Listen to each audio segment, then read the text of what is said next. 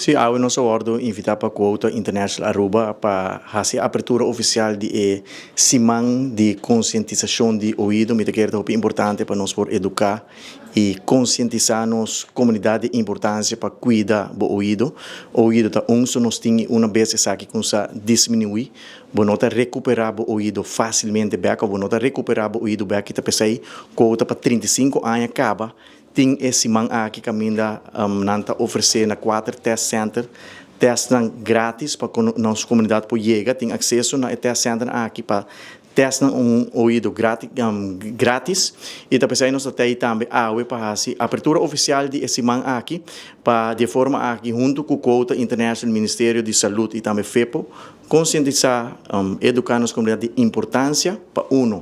assim testar regularmente e dois cuida o ouvido, roupa de nós não está consciente com ligeiro o ouvido por vai atrás, minha experiência é aqui, ora mas bem assim, é teste ano passado, e aqui nós volvemos a fazer teste, danke Deus, dor de conscientização aqui, minha a hora de conscientizar para cuidar o ouvido aún mais, e aqui é teste ali praticamente a mesma coisa que o ano passado, é dizer, o ouvido não sigue vai atrás, que nós invitar a comunidade para fazer uso de oportunidade de se botassem regularmente na FEPO e ser consciente de o ouvido para cuidar essa aqui na todo momento evitar sonido não duro e ora bota vai tem espaço não tem sonido duro assim uso de earplugs não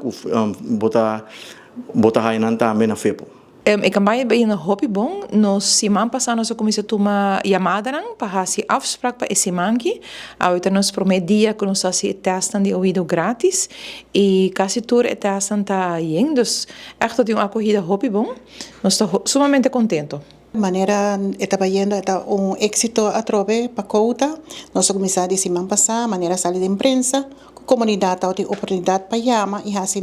cita para fazer teste de ouvido grátis. E agora tem abertura para começar com o teste de ouvido grátis.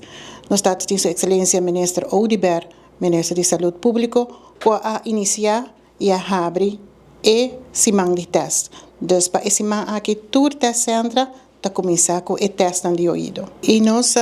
de Quota Club, nós estamos muito conscientes que nós queremos concentrar arriba em jovens,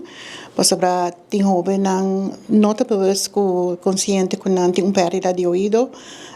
e essa é nossa concentração para não ter oportunidade para não sequer vir na teste centro aqui e fazer um teste para não estar seguro